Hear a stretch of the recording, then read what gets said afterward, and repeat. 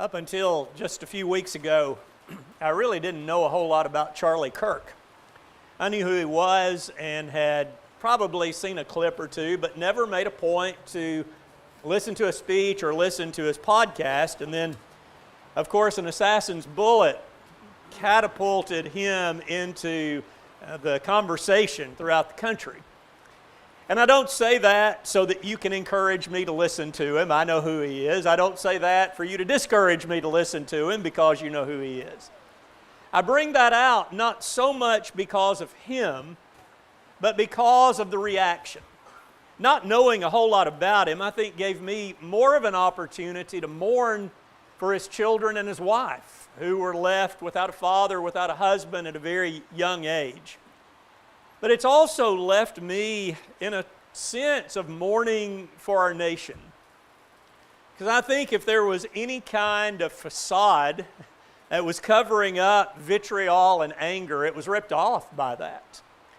As I've thought about it for the past few weeks, I've tried to think of someone in my lifetime who would be equivalent to the amount of attention that's been received because of his death. Maybe a president when he dies, although I'm not sure about that. But whereas in most situations when a tragedy happens, it's talked about for 2 or 3 days or maybe a week, this has continued on.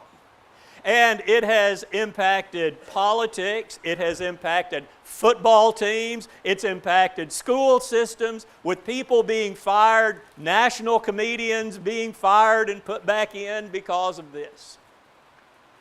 And I think what I've seen by this is a real danger sign, a real warning sign for all of us. And that is, we need to make sure we have our anger under control. I know nothing about this young man who took his life. Probably it will come out. He's very disturbed. I think some of that's already trickling out.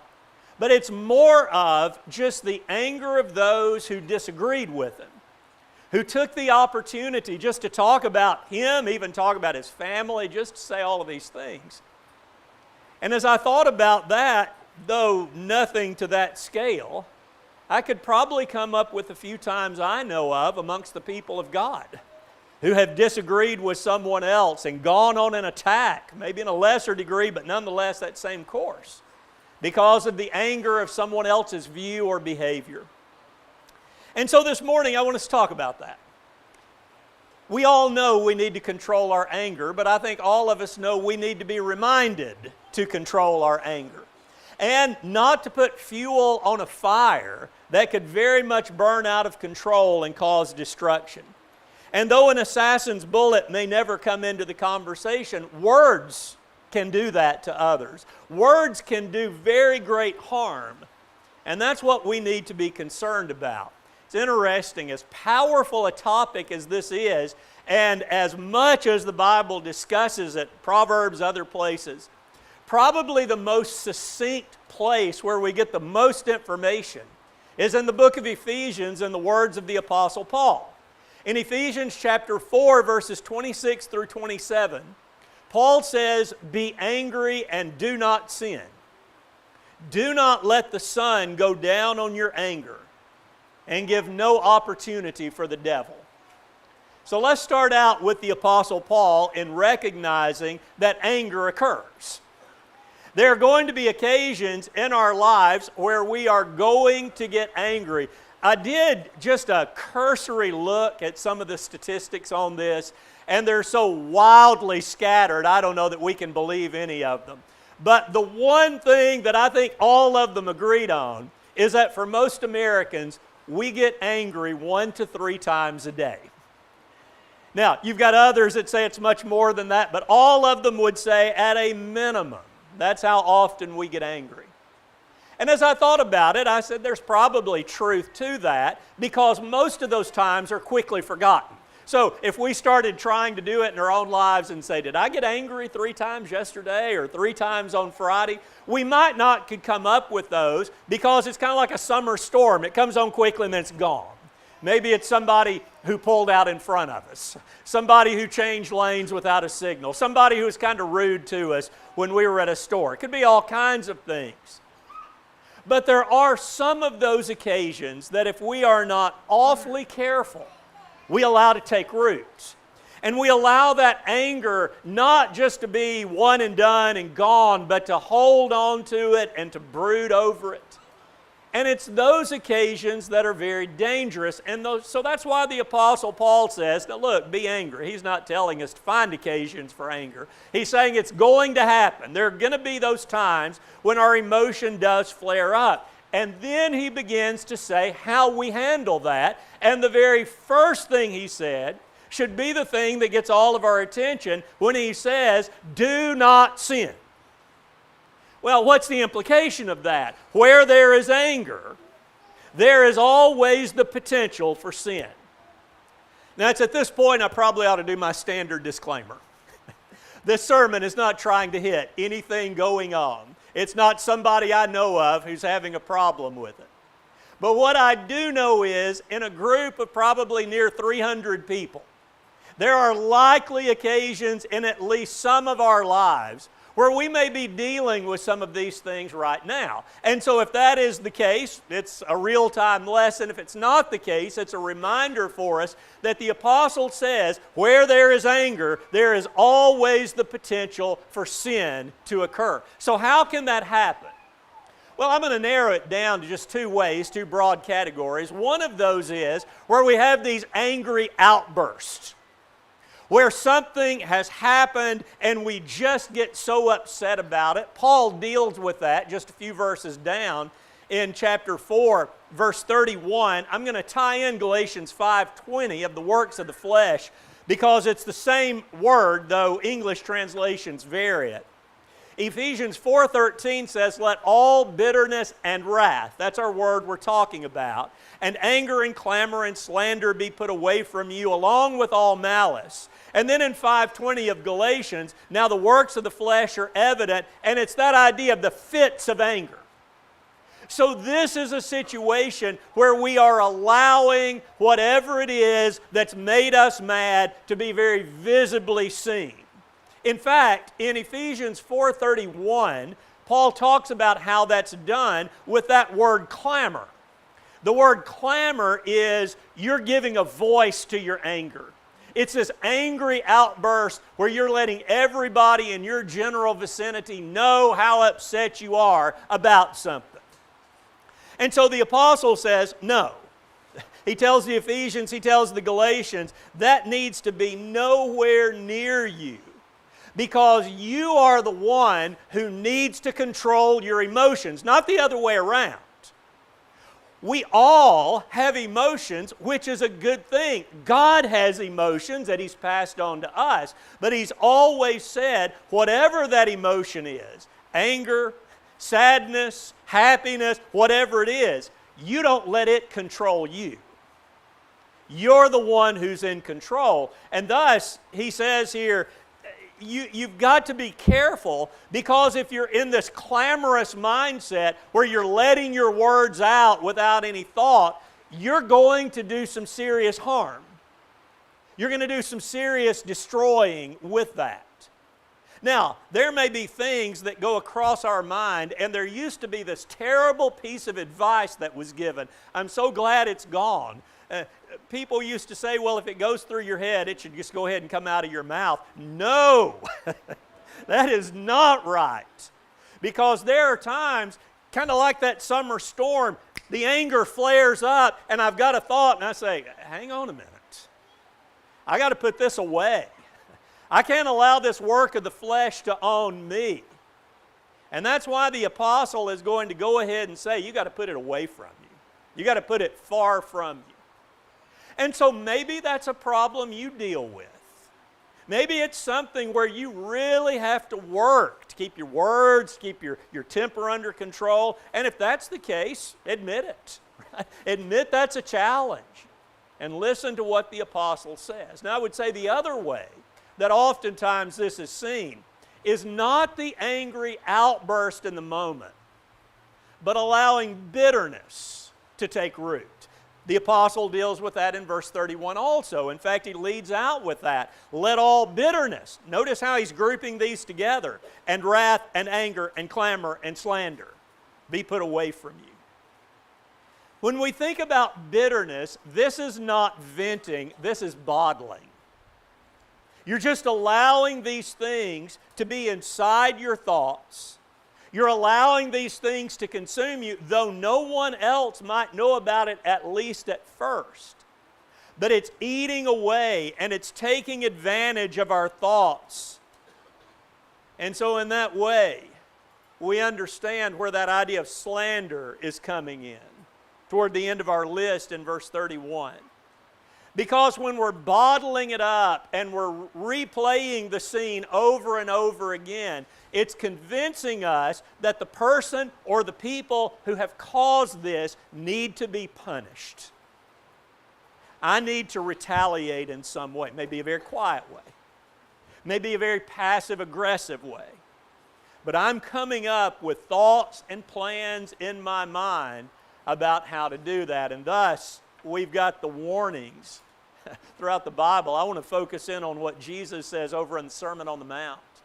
In Matthew chapter 5, verses 21 and 22, Jesus says, "You have heard that it was said to those of old, 'You shall not murder, and whoever murders will be liable to judgment.'" Okay, one of the big 10, right? One of the 10 commandments, do not kill. Jesus says, you've heard that. You know that that's wrong.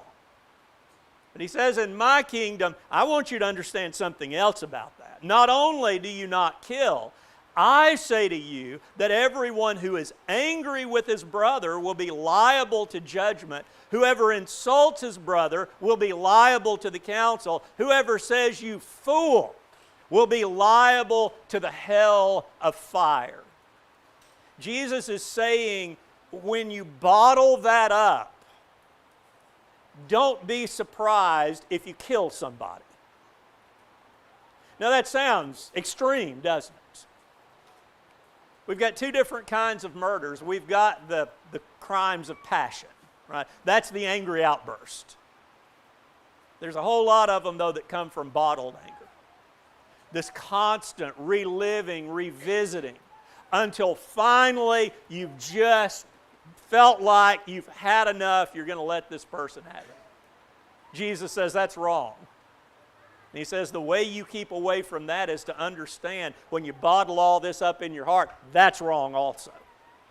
Now, I want to put up a passage from James, primarily because James has so many things in common with the Sermon on the Mount. Consider what Jesus said, and then in James 3, verse 6, as James is talking about the danger of our speech, he says, "The tongue is a fire, a world of unrighteousness. The tongue is set among our members, staining the whole body, setting on fire the entire course of life, and set on fire by hell." You hear that in James' words, what we saw with Jesus. But look at how both of these passages end. As you look at this, both James and Jesus are saying, you need to understand where this comes from. This is set on fire by hell itself. That's its origin point. Now, that should be enough to scare us away from it.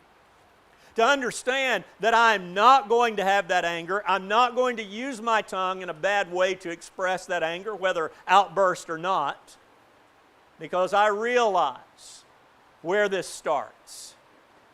And so then we take all of this together and we understand that these sin-related anger issues are a strike both against God and one another. With God, it's not honoring Him by turning the vengeance over to Him. God says, you don't have to worry about retaliation. That is not your department. I'm going to take care of it. And yet, when I feel like I need to do that, I need to tell somebody off, or I need to think these horrible thoughts about them in my mind, what I'm saying to God is, I don't trust that you're going to do your job. I'm going to take this on myself, and God is disrespected. And certainly, when that's the case with my brother or sister in Christ, or really anyone, not controlling my anger is not loving one another, because I'm allowing my temper to begin to promote ideas that are just not in keeping with the ways of God. So, right off the bat, You're going to be angry, but do not sin. Then he goes a step further. He says, do not sin, and do not let the sun go down on your anger. That's a very proverbial phrase. That is not original with the Apostle Paul. But he's using it here to say, when anger comes, you can't allow it to move in. You can't allow it to dominate you. You can't allow it just to control every action that you have. So, when oftentimes do we find our anger being at its worst? If you're like me, it's at night. You lay down, you've let your emotions get you so out of control, you can't sleep. And so it's kind of like you put it on automatic replay. And you fight the battle with this person maybe 10, 20, 30 times during your non-sleep hours. So Paul says, before you ever lay down, get yourself under control. Do not let your anger be seen when the sun goes down. Now, there's another idea with that, and that is we understand that anger is there, but what Paul is saying is you've got to deal with it. However that's going to be, praying about it, maybe calling the person, dealing with it. We'll talk about that here in just a second. He's saying whatever it is, don't let it reside with you. Don't keep it with you. So, let's look at another angle of this that maybe the apostle has no idea about this in the verse. He's not going in this direction. But to associate that with other biblical themes, the concept of darkness is always associated with wickedness. God is light. Therefore, if you're not in God, you're in the darkness. You're walking in the darkness. And as I thought about this verse, I thought about how that kind of intertwines, that not only is Paul saying, get it taken care of before you lay down, but in a sense, he's also saying, don't let it take you into the darkness. Don't let it take you into that realm where you don't want to reside. I thought about Colossians 1:13. Talking about Jesus, it says He delivered us from the domain of darkness and transferred us to the kingdom of His beloved Son. We're in the kingdom of Jesus Christ. And if you're in the kingdom of Jesus Christ, you do not want anything associated with the wickedness of sin, the darkness of sin. And thus the apostle is saying to us, you don't belong there. Which then leads us directly into that third admonition. Do not sin.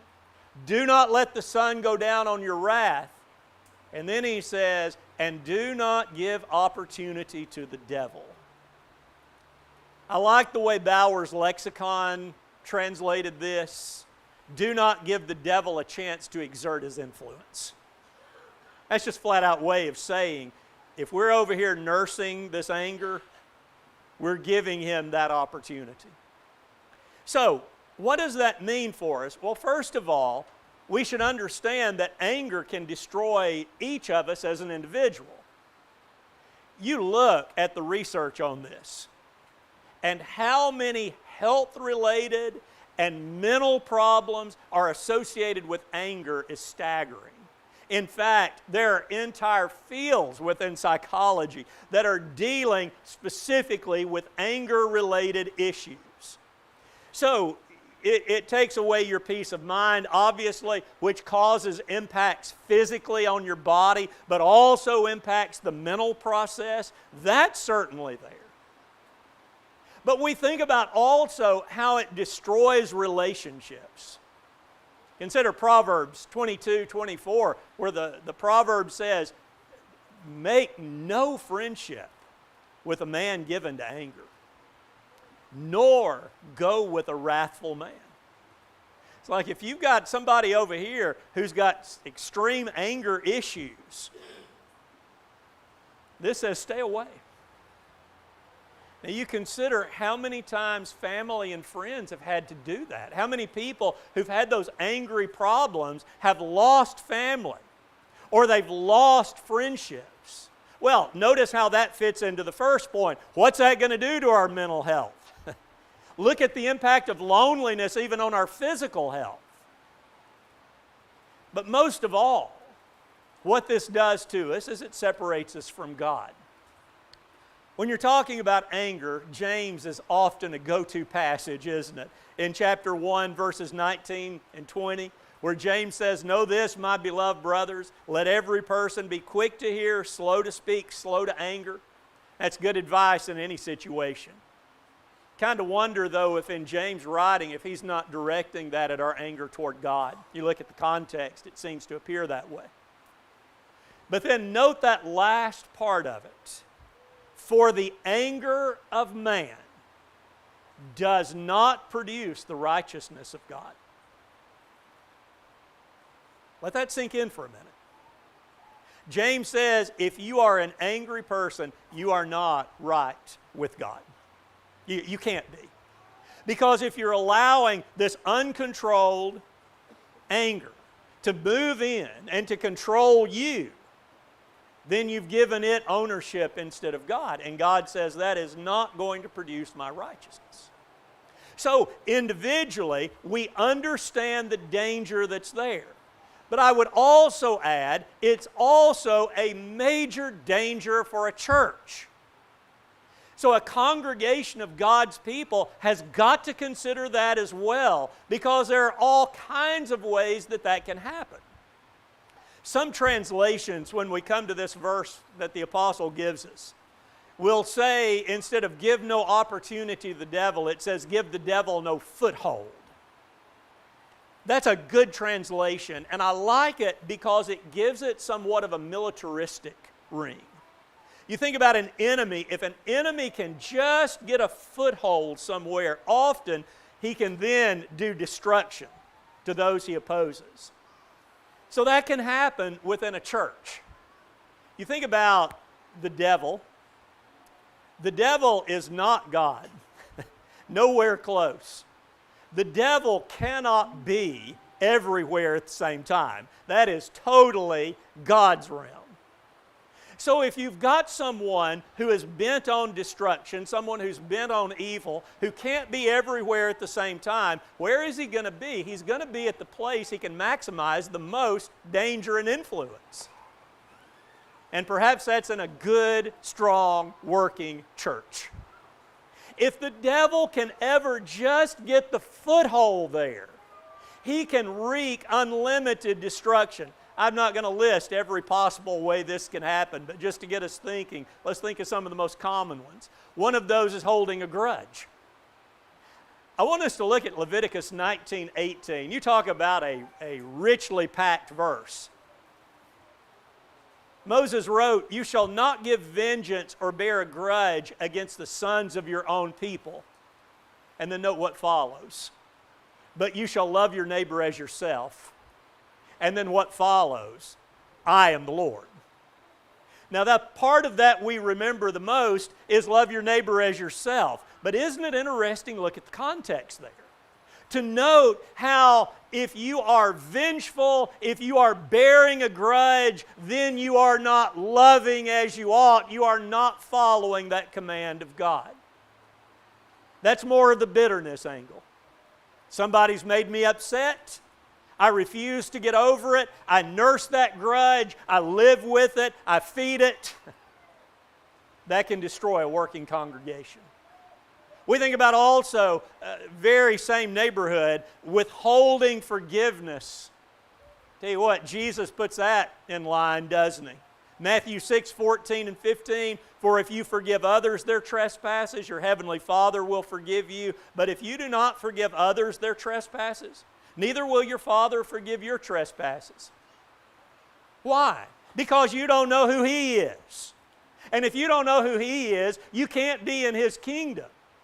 When you can look at the forgiveness that He has given and said, we are going to allow these bygones to be bygones. The blood of my Son will cleanse you from those. I'll mark them out of my book of remembrance. I'll drop them to the depths of the sea. I'll remove them as far as the east is from the west. And then I can't forgive somebody who sins against me. God says, you got no idea who I am. And Jesus says, if I withhold that forgiveness, then God is going to withhold it from me. Which then leads us to another problem. If I'm bearing that grudge, if I'm unwilling to get a situation straightened out, maybe I begin then the passive aggression. I don't face that person, no angry outburst, that's not going to happen. But I began the gossip campaign. I began to spread these rumors, the slander, as the Apostle Paul said in Ephesians 4. Proverbs 25:23, the north wind brings forth rain, and a backbiting tongue, angry looks. Backbiting, slander, anger, it's all housed together. Let a church start gossiping, you know who's got a foothold there. Let a church start talking about others in a bad way, you know who's there. Maybe in a little different realm, just this idea of being closed-minded. Somebody disagrees with an opinion I have on the text or some issue, and I'm totally unwilling even to listen, and I fear how often that term false teacher is bandied about. That before you have any discussion, before you talk about it, study it out, well, this guy may be teaching something false here. You've labeled. I wonder how many good, solid Christians have been hurt by that. That's a danger. That's the work that the devil will do to destroy. And maybe just one more to think about, and that would be just this oversensitivity that I think somebody's done something against me, so I retreat and I say, well, if they're going to treat me that way, I'm not going to work with them. You see how any of these could tear up a good working congregation? Just let one of them loose. And the apostle says, you've given him exactly what he wants. You've allowed this foothold because now he's got access to bring his wickedness into that group of God's people. That's the danger. That's why God's serious about this. So then the question is, how do we deal with it? What's the solution to that? Well, I'm going to keep it really simple. We give no place to anger. That's how we keep from it. To protect ourselves individually, to protect ourselves congregationally, to be the people in the image of God, to be in the kingdom of the dear Son. That's how we do it. And so Jesus then said in Matthew 5:23, if you're offering your gift at the altar, and there remember that your brother has something against you, leave your gift there before the altar and go. First be reconciled to your brother, and then come and offer your gift. Get things right, because you're not going to be able to think about God's goodness if you're focused on somebody else's badness. You're not going to be able to worship the God of love if you're unwilling to give that love to someone else. So we do not give place to anger. And if someone has caused a problem to us, we forgive and we move forward. That's the only way. Because what this is going to do is it's going to keep us from getting bitter. It's going to keep that bitterness from building up within us that may eventually end up as an angry outburst or worse. Forgiveness is an interesting topic, and some have said, well, you can't forgive someone if they don't ask you for that forgiveness. Well, you may not can restore the relationship that way, but I'm going to tell you what, as much as depends on me, I can do that.